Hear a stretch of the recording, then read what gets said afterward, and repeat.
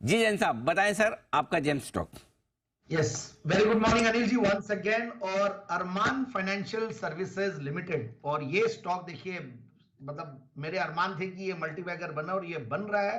और हर बार ये स्टॉक बहुत बढ़िया कर रहा है। मैंने 4 बार जेम्स में कवर किया 2022 से लेकर अब तक में। तो मतलब अब आप ये देखिए, क्योंकि रीजन भी है इसका कवर करने का। एक तो सबसे बढ़िया बात है, जब मैं पहली बार कवर किया था तब ये सिंगल डिजिट में क्वार्टरली प्रॉफिट्स कमाती थी।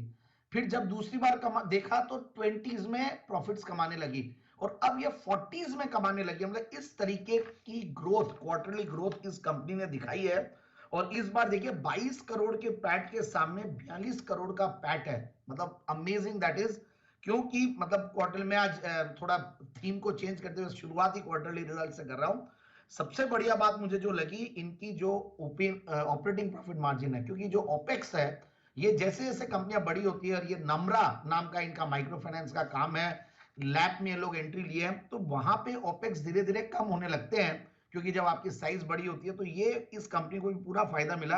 अब 75% की ऑपरेटिंग प्रॉफिट मार्जिन में है, जो लास्ट क्वार्टर में पहले ये 50s में 40s में चलता था। तो इस तरीके की कंपनी का एक तो सबसे बड़ा नंबर्स में जो फर्क, और मैं इसलिए बार बार जो कवर करता हूं, ये रीजन है, कई बार बार कवर करने के रीजन ये होते हैं कि 990 में पहली बार जब कवर किया, और वहां से आज 2650 तक के लेवल्स जाके वापस से थोड़ा करेक्ट किया, क्योंकि फाइनेंशियल्स, बैंक निफ्टी ये थोड़े से टूट रहे थे, और ये भी अपने 200 डेमास के आसपास सपोर्ट लेके अब लगता है कि ऐसे लेवल पे कि वापस से अपने न्यू हाइज बना सकता है, ऐसा मेरा मानना है। अब मैं थोड़ा बैकग्राउंड पे आ जाऊं। कंपनी बहुत ही गजब कर रही है, इनफैक्ट बहुत सारे स्टेट्स में तो है ही है। गुजरात बेस्ड कंपनी है, और अब अलग अलग स्टेट्स में जा रही है। मैं इनके कौन कौन नोट्स पढ़ रहे थे, और मैं क्रेडिट रेटिंग भी पढ़ रहा था।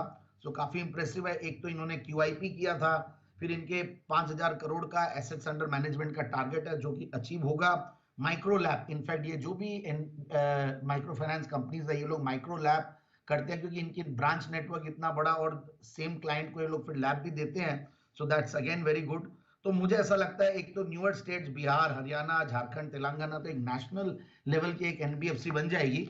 तो मुझे ऐसा लगता है कि ये स्टॉक बढ़िया करेगा।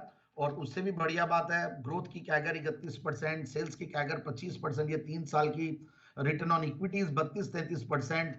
और क्वार्टरली रिजल्ट्स मैंने बता ही दिया, 22 करोड़ से 42 करोड़ का पैट, मतलब क्रेजी नंबर्स, बहुत अच्छे नंबर्स रादर। और उससे भी बढ़िया बात यह है कि share holding pattern is very impressive. इसमें बहुत सारे बड़े नाम हैं, और पब्लिक शेयर होल्डिंग में बहुत सारे बड़े नाम हैं। मतलब एक तो बड़ा पी फंड है, और कई सारे इंडिविजुअल इन्वेस्टर्स हैं, और एफआईआईज, और ये सब मिला के अच्छी खासी शेयर होल्डिंग है। तो मुझे लगता है कि स्टॉक को बिल्कुल इन लेवल्स पे लेना चाहिए, और टारगेट जो है 2690 का। तो 90 के टारगेट के लिए अरमान फाइनेंशियल्स में करें खरीदारी, ये राय जैन साहब की तरफ से आती हुई दिख रही है। जैन साहब के जेम्स के तौर पर ये है स्टॉक आज आप